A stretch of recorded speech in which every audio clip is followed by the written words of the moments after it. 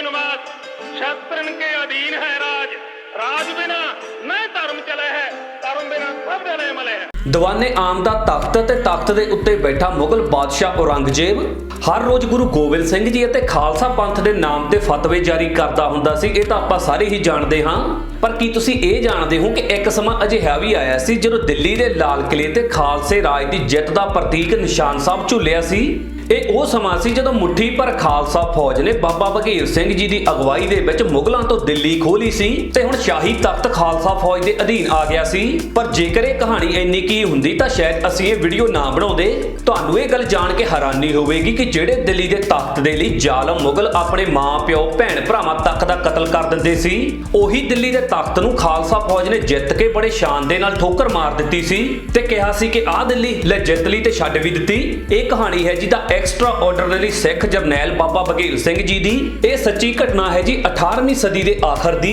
ਸਨ 1760 ਤੋਂ ਲੈ ਕੇ ਸਨ 1785 ਦੇ ਵਿਚਕਾਰ ਜਦੋਂ ਸਾਡਾ ਦੇਸ਼ ਛੋਟੀਆਂ-ਛੋਟੀਆਂ ਰਿਆਸਤਾਂ ਦੇ ਵਿੱਚ ਵੰਡਿਆ ਹੋਇਆ ਸੀ, ਉਸ ਟਾਈਮ ਰਾਜਨੀਤੀ ਦੇ ਵਿੱਚ ਸਭ ਤੋਂ ਜ਼ਿਆਦਾ ਖਾਸ ਸੀ ਦਿੱਲੀ ਦੀ ਰਿਆਸਤ ਤੇ ਪਿਛਲੇ ਤਕਰੀਬਨ 550 ਸਾਲਾਂ ਤੋਂ ਦਿੱਲੀ ਦੇ ਉੱਪਰ ਦਰਿਆਏ ਖੈਬਰ ਤੋਂ ਆਏ ਹੋਏ ਲਟੇਰਿਆਂ ਦੀ ਹਕੂਮਤ ਚੱਲਦੀ ਸੀ। ਇਹਨਾਂ ਦੇ ਵਿੱਚ ਮੁਗਲਾਂ ਨੇ ਸਭ ਤੋਂ ਲੰਮੇ ਸਮੇਂ ਦੇ ਲਈ ਦਿੱਲੀ ਦੇ ਉੱਪਰ ਰਾਜ ਕੀਤਾ, ਇਸ ਲਈ ਉਸ ਟਾਈਮ ਦਿੱਲੀ ਨੂੰ ਮੁਗਲ ਦਿੱਲੀ ਵੀ ਕਿਹਾ ਜਾਂਦਾ ਸੀ। ਇਸ ਸਮੇਂ ਦੌਰਾਨ ਹੀ ਉੱਤਰੀ ਭਾਰਤ ਜਾਨੀ ਕਿ ਪੰਜਾਬ ਦੇ ਵਿੱਚ ਖਾਲਸਾ ਫੌਜ ਆਪਣੇ ਪੈਰ ਜਮਾ ਰਹੀ ਸੀ। ਉਸ ਟਾਈਮ ਖਾਲਸਾ ਫੌਜ ਨੂੰ 12 ਮਿਸਲਾਂ ਦੇ ਵਿੱਚ ਵੰਡਿਆ ਹੋਇਆ ਸੀ, ਜਿਨ੍ਹਾਂ ਦੀ ਸਥਾਪਨਾ ਨੰਦੇੜ ਜਾਨੀ ਕਿ ਹਜੂਰ ਸਾਹਿਬ ਜਾਣ ਤੋਂ ਪਹਿਲਾਂ ਖੁਦ 10ਵੇਂ ਪਾਤਸ਼ਾਹ ਸ੍ਰੀ ਗੁਰੂ ਗੋਬਿੰਦ ਸਿੰਘ ਜੀ ਮਹਾਰਾਜ ਜੀ ਨੇ ਆਪ ਕੀਤੀ ਸੀ। ਇਹਨਾਂ ਦੇ ਵਿੱਚੋਂ ਹਰ ਇੱਕ ਮਿਸਲ ਦਾ ਆਪਣਾ ਇੱਕ ਏਰੀਆ ਤੇ ਆਪਣਾ ਇੱਕ ਸੈਨਾਪਤੀ ਹੁੰਦਾ ਸੀ। ਇਹ 12 ਦੀਆਂ 12 ਮਿਸਲਾਂ ਸਰਦਾਰ ਜੱਸਾ ਸਿੰਘ ਆਹਲੂਵਾਲੀਆ ਦੀ ਅਗਵਾਈ ਦੇ ਵਿੱਚ ਦਲ ਖਾਲਸਾ ਦੇ ਅੰਡਰ ਆਉਂਦੀਆਂ ਸਨ। ਸ਼ੇਰੇ ਪੰਜਾਬ ਮਹਾਰਾਜਾ ਰਣਜੀਤ ਸਿੰਘ ਵੀ ਇਹਨਾਂ ਮਿਸਲਾਂ ਦੇ ਵਿੱਚੋਂ ਇੱਕ ਮਿਸਲ ਸ਼ੁਕਰਾਚਾਰੀਆ ਮਿਸਲ ਦੇ ਵਿੱਚੋਂ ਸਨ ਤੇ ਬਾਬਾ ਬਘੇਲ ਸਿੰਘ ਇਹਨਾਂ ਦੇ ਵਿੱਚੋਂ ਇੱਕ ਮਿਸਲ ਕਰੋੜ ਸਿੰਘੀਆ ਮਿਸਲ ਦੇ ਮਿਸਲਦਾਰ ਸਨ। 18ਵੀਂ ਸਦੀ ਦਾ ਅੰਤ ਆਉਂਦੇ ਮੁਗਲ ਰਾਜ ਦੀ ਪਕੜ ਹਿੰਦੁਸਤਾਨ ਦੇ ਉੱਪਰ ਕਮਜ਼ੋਰ ਪੈਣ ਲੱਗੀ ਤੇ ਦੂਜੇ ਪਾਸੇ ਖਾਲਸਾ ਫੌਜ ਪੰਜਾਬ ਰਾਜ ਦੇ ਹਲਕਿਆਂ ਨੂੰ ਇੱਕ-ਇੱਕ ਕਰਕੇ ਆਪਣੀਆਂ ਮਿਸਲਾਂ ਦੇ ਵਿੱਚ ਸ਼ਾਮਲ ਕਰਨ ਲੱਗੀ। ਬਾਬਾ ਬਘੇਲ ਸਿੰਘ ਦੀ ਅਗਵਾਈ ਦੇ ਵਿੱਚ ਕਰੋੜ ਸਿੰਘੀਆ ਮਿਸਲ ਨੇ ਚੰਡੀਗੜ੍ਹ, ਅੰਬਾਲਾ, ਹਿਸਾਰ, ਰੋਹਤਕ ਅਤੇ ਕਰਨਾਲ ਨੂੰ ਆਪਣੀ ਮਿਸਲ ਦੇ ਵਿੱਚ ਸ਼ਾਮਲ ਕੀਤਾ ਤੇ ਜਲੰਧਰ ਅਤੇ ਦੁਆਬੇ ਦੇ ਕਈ ਇਲਾਕਿਆਂ ਦੇ ਉੱਪਰ ਵੀ ਉਹਨਾਂ ਨੇ ਕਬਜ਼ਾ ਕੀਤਾ ਤੇ ਇਸ ਦੇ ਨਾਲ ਹੀ ਬਾਬਾ ਬਘੇਲ ਸਿੰਘ ਨੇ ਹੁਸ਼ਿਆਰਪੁਰ ਦੇ ਨੇੜੇ ਆਪਣੀ ਮਿਸਲ ਦਾ ਹੈੱਡਕੁਆਰਟਰ ਵੀ ਬਣਾਇਆ। ਸਨ 1764 ਦੇ ਵਿੱਚ ਸਰਦਾਰ ਜੱਸਾ ਸਿੰਘ ਆਹਲੂਵਾਲੀਆ ਦੀ ਅਗਵਾਈ ਦੇ ਵਿੱਚ 40,000 ਦੀ ਖਾਲਸਾ ਫੌਜ ਨੇ ਸਰਹੰਦ ਦੇ ਉੱਪਰ ਚੜ੍ਹਾਈ ਕਰ ਦਿੱਤੀ। ਅਹਿਮਦ ਸ਼ਾਹ ਅਬਦਾਲੀ ਅਤੇ ਸਰਦਾਰ ਜੱਸਾ ਸਿੰਘ ਆਹਲੂਵਾਲੀਆ ਦੇ ਫੌਜਾਂ ਦੇ ਵਿੱਚ ਉੱਥੇ ਕਾਫੀ ਜ਼ਬਰਦਸਤ ਮੁਕਾਬਲਾ ਹੋਇਆ, ਜਿਹਦੇ ਵਿੱਚ ਸਰਹੰਦ ਦੇ ਗਵਰਨਰ ਜੈਨ ਖਾਨ ਜਰਬੀ ਸਮੇਤ ਕਈ ਵੱਡੇ ਅਫਗਾਨੀ ਜਰਨੈਲਾਂ ਦੀ ਮੌਤ ਹੋ ਗਈ। ਸਰਹੰਦ ਦੀ ਇਸ ਇਤਿਹਾਸਕ ਜਿੱਤ ਦੇ ਨਾਲ ਖਾਲਸਾ ਰਾਜ ਦੀ ਸਥਾਪਨਾ ਦੀ ਨੀਂਹ ਰੱਖੀ ਗਈ। ਇਸ ਜਿੱਤ ਦੇ ਕੁਝ ਕੁ ਦਿਨਾਂ ਬਾਅਦ ਹੀ ਬਾਬਾ ਬਘੇਲ ਸਿੰਘ ਨੇ ਆਪਣੀ ਫੌਜ ਦੇ ਨਾਲ ਦਿੱਲੀ ਵੱਲ ਨੂੰ ਕੂਚ ਕਰ ਦਿੱਤਾ। ਆਊਟਰ ਦਿੱਲੀ ਦੇ ਮੇਰਠ ਸਣੇ ਕਈ ਇਲਾਕੇ ਬਾਬਾ ਬਘੇਲ ਸਿੰਘ ਨੇ ਜਲਦੀ ਹੀ ਜਿੱਤ ਲਏ ਤੇ ਹੁਣ ਇਹ ਇਲਾਕਿਆਂ ਦੇ ਨਵਾਬ ਕਰੋੜ ਸਿੰਘੀਆ ਮਿਸਲ ਦੇ ਅਧੀਨ ਹੀ ਕੰਮ ਕਰਨ ਲੱਗੇ। ਫਰਵਰੀ 1764 ਦੇ ਵਿੱਚ ਬਾਬਾ ਬਘੇਲ ਸਿੰਘ ਅਤੇ ਦੂਜੇ ਸਿੱਖ ਜਰਨੈਲਾਂ ਨੇ ਜਮਨਾ ਨਦੀ ਪਾਰ ਕੀਤੀ ਤੇ ਰਹੋਲੀਆ ਸੰਤਨਤ ਦੇ ਸਹਾਰਨਪੁਰ ਦੇ ਉੱਪਰ ਆਪਣਾ ਕਬਜ਼ਾ ਕਰ ਲਿਆ। ਉਸ ਟਾਈਮ ਤੇ ਰਹੋਲੀਆ ਸੰਤਨਤ ਦੇ ਮੁਖੀ ਨਜੀਬ ਅਲ ਦੁਆਲਾ ਅਤੇ ਉਸ ਦੇ ਬੇਟੇ ਜਨੇਤਾ ਖਾਨ ਨੇ ਬਾਬਾ ਬਘੇਲ ਸਿੰਘ ਦੇ ਨਾਲ ਸਮਝੌਤਾ ਕਰਨ ਦੀ ਬੇਨਤੀ ਕੀਤੀ, ਜਿਸ ਦੇ ਤਹਿਤ ਰਹੋਲੀਆ ਨੇ ਬਾਬਾ ਬਘੇਲ ਸਿੰਘ ਦੀ ਮਿਸਲ ਨੂੰ 11 ਲੱਖ ਰੁਪਏ ਦੇਣ ਅਤੇ ਇਕੱਠੇ ਹੋ ਕੇ ਮੁਗਲ ਫੌਜ ਦੇ ਨਾਲ ਲੜਨ ਦੀ ਪੇਸ਼ਕਸ਼ ਕੀਤੀ। ਸਨ 1776 ਦੇ ਵਿੱਚ ਬਾਬਾ ਬਘੇਲ ਸਿੰਘ ਦੀ ਅਗਵਾਈ ਦੇ ਵਿੱਚ ਖਾਲਸਾ ਫੌਜ ਅਤੇ ਰੋਲੀਆ ਸਲਤਨਤ ਨੇ ਮਿਲ ਕੇ ਮੁਜ਼ੱਫਰਨਗਰ ਦੇ ਕੋਲ ਸ਼ਾਹ ਆਲਮ ਦੂਜੇ ਦੀ ਸ਼ਾਹੀ ਫੌਜ ਨੂੰ ਬੁਰੀ ਤਰ੍ਹਾਂ ਦੇ ਨਾਲ ਹਰਾ ਦਿੱਤਾ। ਬਾਬਾ ਬਘੇਲ ਸਿੰਘ ਦੀ ਅਗਵਾਈ ਅਤੇ ਸ਼ਾਨਦਾਰ ਰਾਜਨੀਤੀ ਸੋਚ ਦੇ ਚੱਲਦੇ ਛੇਤੀ ਹੀ ਜਮਨਾ, ਗੰਗਾ, ਦਵਾਰਕਾ ਲਗਭਗ ਸਾਰਾ ਹੀ ਇਲਾਕਾ ਉਹਨਾਂ ਦੀ ਮਿਸਲ ਦੀ ਅਗਵਾਈ ਦੇ ਵਿੱਚ ਚੱਲਣ ਲੱਗਾ।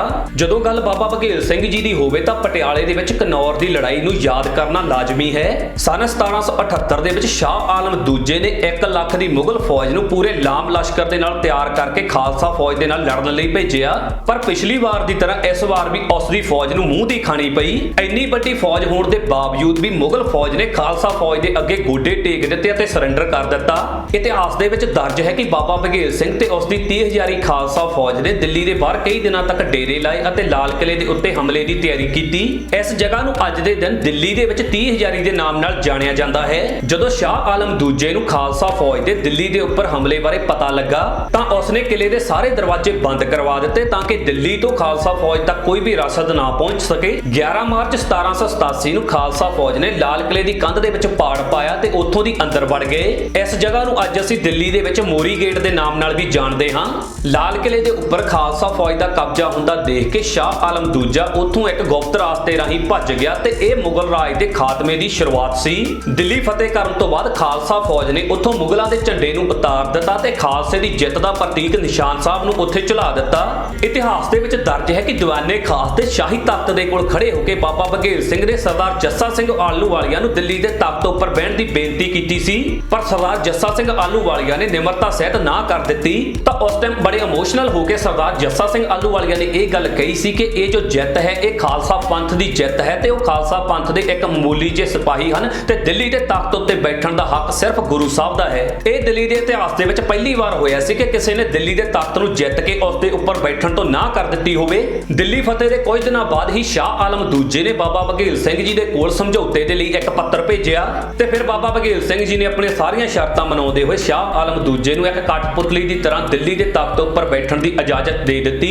ਇਸ ਸਮਝੌਤੇ ਦੀਆਂ ਸ਼ਰਤਾਂ ਦੇ ਤਹਿਤ ਇਹ ਵੀ ਤੈਅ ਹੋਇਆ ਸੀ ਕਿ ਦਿੱਲੀ ਦੇ ਸ਼ਾਹੀ ਖਜ਼ਾਨੇ ਦੇ ਵਿੱਚ ਆਉਣ ਵਾਲੇ ਟੋਟਲ ਟੈਕਸ ਦਾ 37.5% ਹਿੱਸਾ ਕਰੋੜ ਸਿੰਘੀਆਂ ਮਿਸਲ ਨੂੰ ਜਾਵੇਗਾ ਤੇ ਇਹ ਵੀ ਤੈਅ ਹੋਇਆ ਸੀ ਕਿ ਦਿੱਲੀ ਦੀਆਂ ਸਿੱਖ ਇਤਿਹਾਸਕ ਜਗ੍ਹਾ ਦੇ ਉੱਪਰ ਗੁਰਦੁਆਰੇ ਬਣਾਉਣ ਦਿੱਤੇ ਜਾਣਗੇ। ਅਗਲੇ ਆਉਣ ਵਾਲੇ ਕੁਝ ਮਹੀਨਿਆਂ ਤੱਕ ਬਾਬਾ ਬਘੇਲ ਸਿੰਘ ਜੀ ਦਿੱਲੀ ਦੀ ਸਬਜ਼ੀ ਮੰਡੀ ਦੇ ਵਿੱਚ ਰਹੇ ਤੇ ਚਾਂਦਨੀ ਚੌਕ ਦੇ ਵਿੱਚ ਉਹਨਾਂ ਨੇ ਆਪਣਾ ਹੈੱਡਕੁਆਰਟਰ ਬਣਾਇਆ। ਬਾਬਾ ਬਘੇਲ ਸਿੰਘ ਜੀ ਦੀ ਅਗਵਾਈ ਦੇ ਵਿੱਚ ਦਿੱਲੀ ਦੇ ਵਿੱਚ 8 ਇਤਿਹਾਸਕ ਗੁਰਦੁਆਰਿਆਂ ਦਾ ਨਿਰਮਾਣ ਕੀਤਾ ਗਿਆ, ਜਿਸ ਦੇ ਵਿੱਚ ਗੁਰਦੁਆਰਾ ਸ੍ਰੀ ਬੰਗਲਾ ਸਾਹਿਬ, ਗੁਰਦੁਆਰਾ ਸ੍ਰੀ ਰਕਾਬਗੰਜ ਸਾਹਿਬ, ਗੁਰਦੁਆਰਾ ਮਾਤਾ ਸੁੰਦਰੀ ਜੀ, ਗੁਰਦੁਆਰਾ ਸ੍ਰੀ ਬਾਲਾ ਸਾਹਿਬ ਜੀ, ਗੁਰਦੁਆਰਾ ਸ਼ੀਸ਼ਗੰਜ ਸਾਹਿਬ, ਗੁਰਦੁਆਰਾ ਮੋਤੀ ਬਾਗ ਸਾਹਿਬ, ਗੁਰਦੁਆਰਾ ਮਜਨੂ ਦਾ ਟੀਲਾ ਤੇ ਗੁਰਦੁਆਰਾ ਤੇਲੀਬਾੜਾ ਸਾਹਿਬ ਸ਼ਾਮਲ ਸਨ। ਬਾਬਾ ਬਘੇਲ ਸਿੰਘ ਜੀ ਦੀ ਇਸ ਸ਼ਾਨਦਾਰ ਜਿੱਤ ਤੋਂ ਬਾਅਦ ਪੂਰੀ ਦੁਨੀਆ ਦੇ ਵਿੱਚ ਖਾਲਸਾ ਫੌਜ ਦਾ ਰੁਤਬਾ ਦੁੱਗਣਾ ਚੌਗਣਾ ਹੋ ਗਿਆ ਤੇ ਅਗਲੇ ਮੈਚ ਕੁਝ ਕੁ ਸਾਲਾਂ ਬਾਅਦ ਹੀ ਖਾਲਸਾ ਰਾਜ ਦੀ ਸਥਾਪਨਾ ਕੀਤੀ ਗਈ, ਜਿਸ ਦੀਆਂ ਇਤਿਹਾਸ ਦੇ ਵਿੱਚ ਕਈ ਦਲੇਰੀ ਦੀਆਂ ਕਹਾਣੀਆਂ ਸ਼ਾਮਲ ਨੇ। ਤੇ ਤੁਹਾਨੂੰ ਸਾਡੀ ਵੀਡੀਓ ਕਿੱਦਾਂ ਲੱਗੀ ਕਮੈਂਟ ਕਰਕੇ ਜਰੂਰ ਦੱਸਣਾ। ਸਾਡੇ ਫੇਸਬੁੱਕ ਪੇਜ ਜੋ ਟੀਵੀ ਨੂੰ ਜਰੂਰ ਫੋਲੋ ਕਰਨਾ।